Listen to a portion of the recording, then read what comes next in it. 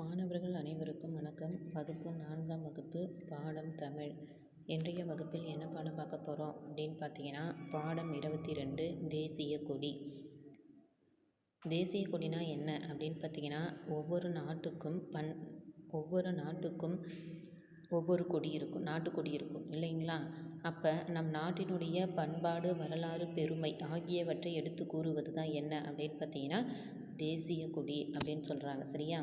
தேசிய கொடியை நம்ம பார்த்துருப்போம். அதாவது வண்ணங்களினுடைய நிறத்தால் காணப்படும் தேசிய கொடி. சரியா? அதாவது சிவப்பு நிறம், வெள்ளை நிறம், பச்சை நிறம். அப்போ அந்த வெள்ளை நிறத்துக்கு நடுவில் என்ன இருக்கும்? சக்கரை மாதிரி போட்டிருக்கும். சரியா? இதுதான் மூவண்ண கொடின்னு சொல்கிறாங்க. இந்த மூவண்ண கொடிகளினுடைய நிறங்களையும் அது ஓங்கி வளர்ந்து நிற்கின்ற அந்த கம்பத்தை பற்றி தான் நம்ம பாடப்பகுதியில் நம்ம பார்க்க போகிறோம். சரிங்களா? ஒவ்வொரு நாட்டுக்கும் நாட்டுக்கொடி என்ற ஒன்று உண்டு. அக்கொடி அந்நாட்டின் பண்பாடு, வரலாறு, நாட்டினுடைய பண்பாடு, வரலாறு, பெருமை ஆகியவற்றை உணர்த்தும். படத்தில் உள்ள மூவண்ண கொடி நம் நாட்டுக்கொடி. முன்னாடியே நம்ம பார்த்தோம் இல்லையா? அதுதான் நம் படத்தில் உள்ள மூவண்ண கொடியை தான் என்ன சொல்கிறாங்க? நாட்டுக்கொடி என்றும் சொல்கிறாங்க. நம் தேசிய கொடியின் மேல் பகுதியை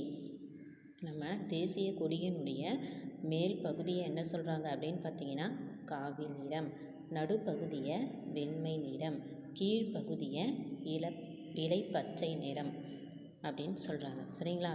இந்த 3 வண்ணங்களும் 3 கருத்துக்களை உணர்த்துகின்றனர் அப்படின்னு சொல்கிறாங்க.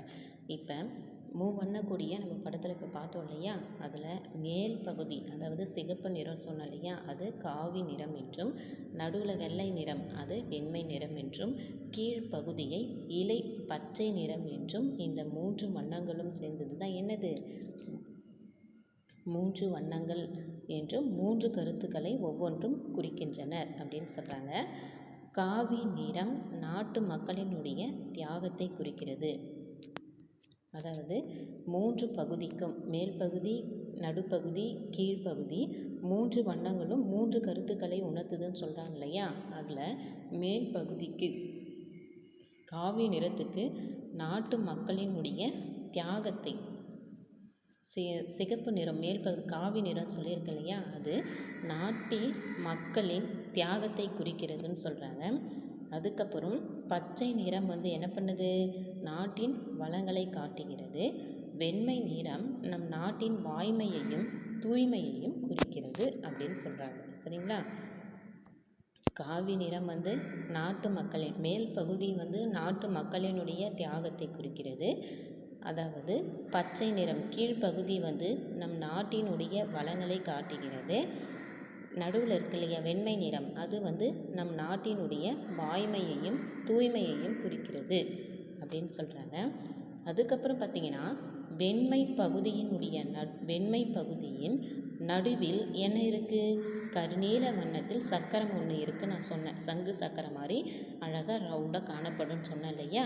அதுதான் வெண்மை பகுதியினுடைய நடுவில் கருநீல வண்ணத்தில் சக்கரம் ஒன்று உள்ளது. இதனை அசோக சக்கரம் என்றும் கூறுவர். அதாவது இந்த படத்தில் கொடுத்துருக்காங்க பாருங்கள், அழகாக கருநீல வடிவத்தில் அழகாக என்ன பண்ணியிருக்காங்க? சக்கரம் ஒன்று காணப்படுது இல்லையா? அந்த சக்கரத்தை தான் இன்னொரு பெயர் என்ன? அசோக சக்கரம் அப்படின்னு சொல்கிறாங்க. சரிங்களா? இதில் 24 ஆரங்கள் உள்ளன. அந்த அசோக சக்கரம் இருக்குது இல்லையா? அதில் மொத்தமே எத்தனை அப்படின்னு பார்த்தீங்கன்னா 24 ஆரங்கள் உள்ளன. அந்த கருநீல வடிவத்தில் அழகாக சக்கரம் போடுத்து உள்ள நீளமாக கோடு மாதிரி கொடுத்துருக்காங்க இல்லையா? பார்த்தீங்கன்னா தெரியும் அந்த படத்தில். அந்த கோட்டுக்குள்ளே மொத்தம் 24 ஆரங்கள் உள்ளனர் அப்படின்னு சொல்கிறாங்க. எண்ணி பார்த்தா நீங்கள் எல்லோரும் அந்த மாதிரி எண்ணி பார்த்துருக்கீங்களா? எப்போயாவது ஒரு நாள் நம்ம எல்லாருமே மூவண்ண கொடியை நம்ம என்ன பண்ணியிருக்கோம்? அதாவது ஏற்றி, அதாவது மூவண்ண கொடியை நம்ம வணங்கியிருக்குமே தவிர அந்த சக்கரத்துக்குள்ளே மொத்தம் 24 ஆரங்கள் உள்ளன என்பதை பற்றி நம்ம யாருமே என்ன பண்ணுறதில்ல, பார்த்தது கிடையாது. சரிங்களா? அப்போ அந்த அசோக சக்கரத்துக்குள்ளே 24 ஆரங்கள் உள்ளனர் அப்படின்னு சொல்கிறாங்க. சரிங்களா? அதுக்கப்புறம் பார்த்திங்கன்னா அசோகர் இந்தியாவை ஆட்சி செய்த மன்னர்களுள் ஒருவர். அசோக சக்கரம் நம்ம சொல்கிறோம் இல்லையா, அதே அசோகர் வந்து எத்தனை இந்தியாவை ஆட்சி செய்த மன்னர்களில் ஒருவராக இருந்தவராம். அறவழியில் ஆட்சி செய்தவர். என்னது? அறவழியில் ஆட்சி செய்தவர். அந்த அறவழியை உணர்த்த அவர் பயன்படுத்திய சின்னம் சக்கரம் நம் ஆட்சி முறை அறவழியில் நிகழ்கின்றது என்பதை அந்த அசோக சக்கரம் உணர்த்துகின்றது. அதாவது சின்னம் சக்கரம், அதாவது அசோகர் பயன்படுத்திய அந்த சின்ன சக்கரம் தான் நம்ம ஆட்சி முறை அறவழியில் நிகழ்கின்றது அப்படின்னு சொல்கிறாங்க. அதைத்தான் அசோக சக்கரம் அப்படின்னு சொல்கிறாங்க. சரிங்களா? அதுக்கப்புறம் சுதந்திர தினம், குடியரசு தினம் குடியரசு தினம் முதலான தேசிய விழாக்களில் கொடியேற்றி வணங்குகிறோம். நம்ம என்ன பண்ணுறோம்? சுதந்திர தினம் வந்தாலும் சரி, குடியரசு தினம், அந்த 2 தினங்களுக்கும் என்ன பண்ணுறோம்? பள்ளியில் வந்து பெரிய விழாவாக நடனம்லாம் ஆடுறோம், பாட்டு பாடுறது, கவிதை சொல்கிறது இல்லையா? அதுக்கப்புறம் இனிப்புகள்லாம் என்ன பண்ணுவாங்க? குழந்தைகளுக்கு கொடுப்பாங்க இல்லைங்களா? இப்படி சுதந்திர தினத்தை நம்ம என்ன பண்ணுறோம்? குடியரசு தினத்தையும் ரொம்ப அழகாக நம்ம பள்ளியிலேயே இல்லை, எல்லா அலுவலகங்களிலும் கூட என்ன பண்ணுறாங்க? 2 தினங்களையும், குடியரசு தினங்களையும் சுதந்திர தினங்களையும் எல்லா அலுவலகங்களிலிருந்து ஒரு தேசிய விழாவாக கொடியேற்றி வணங்குகிறாங்க இல்லையா? காலையில், அதாவது கதிரவன் தோன்றும் பொழுது கொடியை ஏற்ற வேண்டும். இப்போ எப்படி வந்து நம்ம பொங்கல் வைக்கிறோன்னா, பொங்கல் வைக்கிறவங்க என்ன பண்ணுவாங்க அப்படின்னு பார்த்தீங்கன்னா, சூரியன் உதிக்கிறதுக்கு முன்னாடியே அடுப்பு திறந்து என்ன பண்ணுறாங்க? சூரியன் உதித்து வர்றதுக்கு முன்னாடியே சூரியன் உதிக்கும் பொழுதே என்ன பண்ணிடுவாங்க? பொங்கல் வச்சு பொங்கி இறைவனை வணங்குவாங்க இல்லையா? அப்போ ஒவ்வொன்றுக்கும் ஒவ்வொரு பழக்க வழக்கங்கள் வச்சுருப்பாங்க இல்லையா? அந்த மாதிரி தான் அசோகர் வச்சுருந்த அந்த அசோக சக்கரத்தை தான் என்ன பண்ணியிருக்காங்க அப்படின்னு பார்த்தீங்கன்னா, சுதந்திர தினம், குடியரசு தினம் முதலான தேசிய விழாக்களில் கொடியேற்ற வணங்குவது மட்டும் இல்லாமல், அந்த கொடியை எப்படி ஏற்றணும், ஒரு வழிமுறைகள் எப்படி வந்து நம்ம பண்டிகைகளுக்கு பல வழிமுறைகளை வச்சுருக்கோமோ, அந்த மாதிரி இந்த தேசிய கொடிக்கு என்ன வழிமுறை அப்படின்னு பார்த்தீங்கன்னா, காலையில் கதிரவன் தோன்றும் பொழுது கொடியை ஏற்ற வேண்டும். சூரியன் தோன்றும் பொழுது தான் என்ன பண்ணணுமா? காலையிலே கொடியை ஏற்ற வேண்டும். மாலையில் கதிரவன் மறையும் பொழுது கொடியை இறக்க வேண்டும். காலையில் வந்து கதிரவன் தோன்றும் போது கொடியை ஏற்றணும், மறையும் பொழுது கொடியை இறக்க வேண்டும்.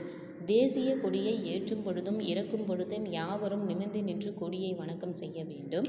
தேசிய கொடிக்கு உணர்வுடன் வணக்கம் செய்வது நம்முடைய கடமை. அதாவது தேசிய கொடியை வந்து ஏற்றும் பொழுது நம்ம எல்லாருமே என்ன பண்ணுறோம் அப்படின்னு பார்த்தீங்கன்னா, அட்டென்ஷன் ஸ்டாண்டர்டிஸ் அப்படின்னு சொல்கிறோம் இல்லையா? இப்போ எல்லாருமே 2 கால்களையும் ஒன்றாக வைத்து என்ன பண்ணணும்? ஒரே நேராக நிற்கணும் இல்லையா? அப்போ கொடியை ஏற்றும் பொழுது என்ன பண்ணணும்? எல்லோரும் ஒன்றாக நேராக நிற்க வேண்டும். யாவரும் அதாவது நிமிர்ந்து நிற்கணும். சரியா? அதாவது சொங்கி போன மாதிரி, தலை குனிஞ்ச மாதிரிலாம் என்ன பண்ணக்கூடாது? அந்த கொடிக்கு நிற்கக்கூடாது. கொடியை ஏற்றும் பொழுது வீரமோடு, அதாவது நிமிர்ந்து நின்று கொடி வணக்கம் சொல்ல வேண்டும். தேசிய கொடிக்கு ஒரு உணர்வு வணக்கம் செய்வது நம்முடைய நம்ம தமிழர்களினுடைய பாரம்பரிய ஒவ்வொருவரின் கடமையாகும் அப்படின்னு சொல்கிறாங்க. சரியா? தாயின் மணிக்கொடி பாரீர், அதை தாழ்ந்து பணிந்து புகழ்ந்திட வாரீர் என மகாகவி பாரதியார் நம்மை அன்புடன் அழைக்கின்றார். இப்போ சினிமாவில் கூட நீங்கள் பாட்டு பார்த்துருக்கலாம். தாயின் மணிக்கொடி சொல்லுது ஜெய்ஹிந்த் அப்படின்னு பாட்டுலாம் சொல்லியிருக்காங்க இல்லையா? பாடியிருக்காங்க இல்லையா? இது வந்து மகாகவி பாரதியார் இந்த பாடல் வரிகளின் மூலம் என்ன பண்ணியிருக்காரு? நமக்கு அன்போடு அழைக்கின்றார். அதாவது தாயின் மணிக்கொடி பாரீர், அதை தாழ்ந்து பணிந்து புகழ்ந்திட வாரீர் பாட்டு. அதாவது தாயின் மணிக்கொடியை பற்றி பாட்டு. தாயின் மணிக்கொடி சொல்வது ஜெயங்கிந்த் என்ற மாதிரி தாயின் மணிக்கொடி பாரீர், அதை தாழ்ந்து பணிந்து புகழ்ந்திட வாரீர் என்ற ஒரு பாடல் வரிகளின் மூலம் பாரதியார் நமக்கு அன்புடன் அழைக்கின்றார். சரியா? இப்போ இறைவணக்கம் கொடி ஏற்றும் பொழுது சரி, இறை வணக்கத்தில் நம்ம என்ன பண்ணுறோம் அப்படின்னு பார்த்தீங்கன்னா, நிமிர்ந்து நின்று வணக்கம் சொல்வது மட்டும் இல்லாமல் இந்த தாயின் மணிக்கொடி பாடலை நம்ம என்ன பண்ணுறோம்? ஒவ்வொருவரும் எல்லா அலுவலகங்களில் கொடியேற்றினாலும் பள்ளியில் சரி, அதை ஒரு விழா கோலமாக கொண்டாடும் பொழுது அந்த கொடியை வணங்கும் பொழுது நம்ம என்ன பண்ணுறோம்? இந்த பாடலை பாடி தான் வணக்கமே பண்ணுறோம் இல்லையா? அப்போ எப்படி நம்ம ஒவ்வொன்றத்திலும் ஒவ்வொரு பழக்க வழக்கம் வச்சுருக்கோமோ அந்த மாதிரி தான் இந்த கொடிக்கு அந்த அளவிற்கு ஒரு மரியாதை செலுத்த வேண்டும் அப்படின்னு சொல்லிட்டு அருமையாக மகாகவி பாரதியார் அவர்கள் சொல்லியிருக்காங்க. அதுக்கப்புறம் பார்த்திங்கன்னா, புதிய சொற்களை வாய்விட்டு படிக்கன்னு கொடுத்துருக்காங்க பாருங்க. தேசிய கொடி, தூய்மை, கதிரவன், நாட்டுக்கொடி, பண்பாடு, குடியரசு தினம், தியாகம், அசோக சக்கரம், ஆட்சி முறை, காவி நிறம், நிமிர்ந்து, கதிரவன், கடமை, வரலாறு, சுதந்திர தினம், தாயின் மணிக்கொடி அப்படின்னு சொல்லிட்டு ஒவ்வொன்றுத்துக்கும் அழகாக என்ன பண்ணியிருக்காங்க, இந்த நம்முடைய பாடப்பகுதியிலிருந்து ஒரு புதிய சொற்களை எடுத்து நமக்கு எழுதியிருக்காங்க. அதை படிச்சுக்கோங்க. அப்போ தேசிய கொடியை எந்த அளவிற்கு ஒவ்வொருவரும் வணங்க வேண்டும் என்பதை பற்றி தான் இந்த பாடத்தில் நமக்கு கொடுத்துருக்காங்க. சரிங்களா? நன்றிப்பா.